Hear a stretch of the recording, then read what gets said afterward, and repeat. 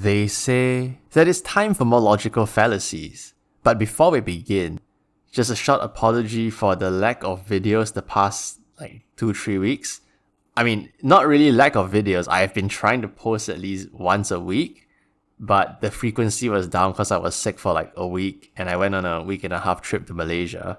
But that's gonna be a video, so look forward to that. Anyways, let's begin. First off, ad hominem, which means to the person.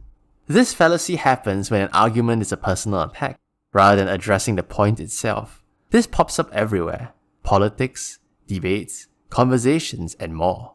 Just yesterday, my good old friend Jimmy and I were talking about how he should be nicer to his brother Jimbo. But Jimmy then hit me with the, well, you don't even have a brother, so don't tell me how I should be treating mine, punchline. Boom! That's ad hominem, Jimmy. Good try.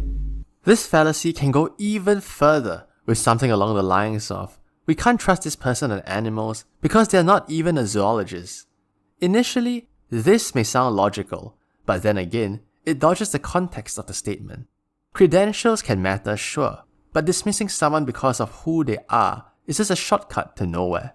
So yeah, if someone's attacking you instead of your ideas, odds are you've just met the ad hominem, a real classic move. Now then, picture this. Your friend owns a cat, and their cat destroyed all their furniture. So every time they talk about cats, it's always the same, all cats are bad sentiment. And that right there is the hazy generalization fallacy. This fallacy happens when a conclusion is drawn about a whole group or category based on insufficient or inconclusive evidence. It's when someone makes a big sweeping claim based on way too little evidence, like one bad experience, 2 quick examples, and boom, they figured everything out. Or so they think. You hear it all the time. I got food poisoning again the last time I went to my last buffet, so I'm never trusting buffets again. Or, I wait until the last second to finish my homework, and I'm still doing well, so there's nothing wrong with procrastinating. The problem with this is that the sample size is tiny, and life is way more complex than that. Just because something happened once or a couple of times doesn't automatically make it true. It's like trying to guess an entire movie based off a bad trailer. It's just not gonna work. Now imagine that you haven't seen your friend for years, and the first thing that they ask you is, have you stopped lying to all your friends yet? Yeah, that's kind of an unwinnable situation, but also, it's the loaded question fallacy, where a question contains a controversial or unjustified assumption, forcing the respondent into a position where any answer seems to validate the hidden premise. Now back to the scenario. If your answer is yes, you're admitting that you've lied before. And if you answer no, well then, you're still lying. It's a trap, plain and simple. Loaded questions are sneaky because they plant a seed of guilt or assumption into the question itself without giving you a fair chance to respond. It's really less about getting an honest answer and more of putting you in a corner. And if y'all remember Joe, my brother does the same thing all the time. Just last week, he asked Jimbo, so have you stopped cheating in your exams yet? Jimbo, being really smart and seeing the trap set in place, ran away. Good job, Jimbo. Anyways, if you're dealing with a question like that, and it feels like you're being judged before you even open your mouth, chances are, it's not just rude, it's a fallacy. Next up, we have the false equivalence fallacy. Simply put, it's when two things are being presented as equivalent or having equal merit, when in reality, they are significantly different, or one is clearly superior to the other. It might sound insane, but when Jimmy's mother used to stop him from eating donuts, she would tell him, eating a donut is as bad as doing drugs. Well, that's false equivalence right there. Sure, both donuts and drugs have health risks, but one spikes your sugar level and the other one ruins your life. A bit of a difference there, yeah? It's like saying, well, both sides made a mistake, when one side committed actual war crimes and the other side parked on the handicap lot. Technically, yes, they both made mistakes, but stack them side by side, saying that they're equally bad, is where logic goes out of the window. So next time someone says, that's the same thing, be sure to do a double check and make sure they're not comparing an apple to a hurricane. Alright, moving on. So a couple days ago, Jimmy told me, I haven't been studying, so if I fail my class this year, my parents will be so disappointed and I will cry. That is a 100% true story, but unfortunately, Jimmy, yet again your point isn't valid. In fact, that is the appeal to pity fallacy, one which happens when someone tries to persuade another by evoking feelings of pity or guilt, rather than presenting logical reason or evidence. Simply put, tugging on your heartstrings when the case is kinda empty, like Jimmy not studying putting him into the position that he's in.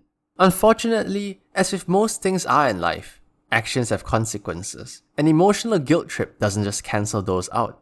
It's like a big company asking people not to boycott them for a bad product, or their CEO might be sad. Well, consider making a good product first, then we'll talk. Empathy is great, and we should care about people. But when someone's entire argument is pity me equals I'm right, then that's when we gotta take a step back, cause a sad story doesn't always lead to a sound conclusion.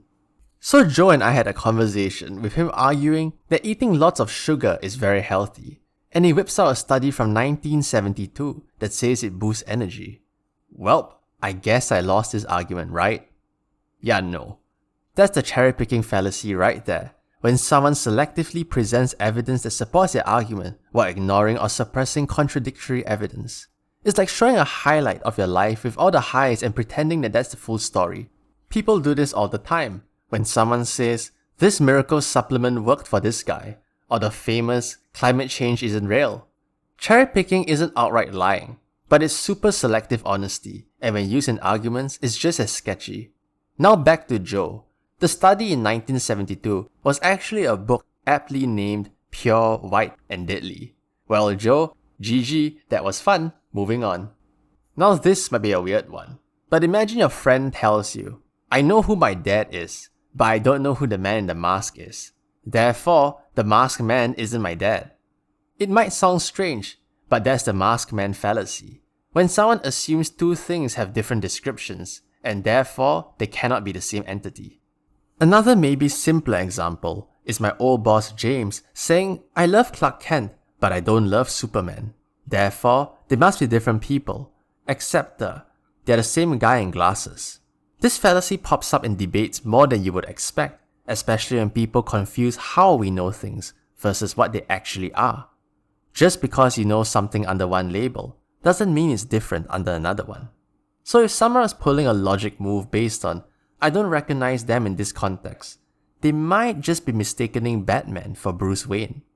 Now then, virtue signaling as a fallacy, or at least one version of it, the appeal to motive fallacy, when someone attacks an argument by questioning the arguer's motive rather than addressing the argument itself.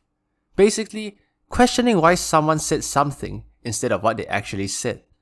Back to my great friend Jimmy, when I told him that smoking causes cancer, and his natural reply was, oh, you're just working for a health company. Well, Jimmy, last I checked, YouTube doesn't seem to be in the health industry. Anyways, appealing to someone's possible motive doesn't magically make their argument wrong. Sure, people all have mixed reasons for saying things. We all do. But dodging the argument itself is just avoiding the point entirely. And unfortunately for Jimmy, arguments stand and fall on evidence, not vibes. Last but not least, we have the feedback fallacy. Simply put, it's a misconception that providing feedback, especially negative ones, automatically leads to improvement and learning. Basically, the classic, I'm just giving you feedback move. On paper, feedback seems helpful, constructive even. But the feedback fallacy shows up primarily when people act like their opinions about your performance is either an objective truth rather than, well, their opinion. The simplest example is when someone tells you, if you don't look and engage with me when I'm talking to you, it doesn't show that you're listening.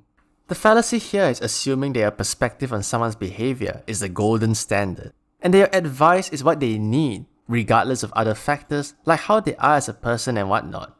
Now that's not to say that all feedback is bad, but it's the trick of knowing the difference between genuine guidance and projecting your own preferences onto someone like it's gospel. The rule of thumb is, when someone gives you feedback, take it with a grain of salt and maybe ask, is it really what I need? And on that note, I'm not saying not to give me feedback, but the channel's kinda new, so any feedback would be appreciated. Thanks. And with that, in conclusion, fallacies aren't just some fancy debate term, but it's a sneaky little shortcut that our brains take when we're trying to win an argument, to sound smart, or to prove a point, We've all used them, and we've probably been on the receiving end more times than we realize. But spotting them is where true power is.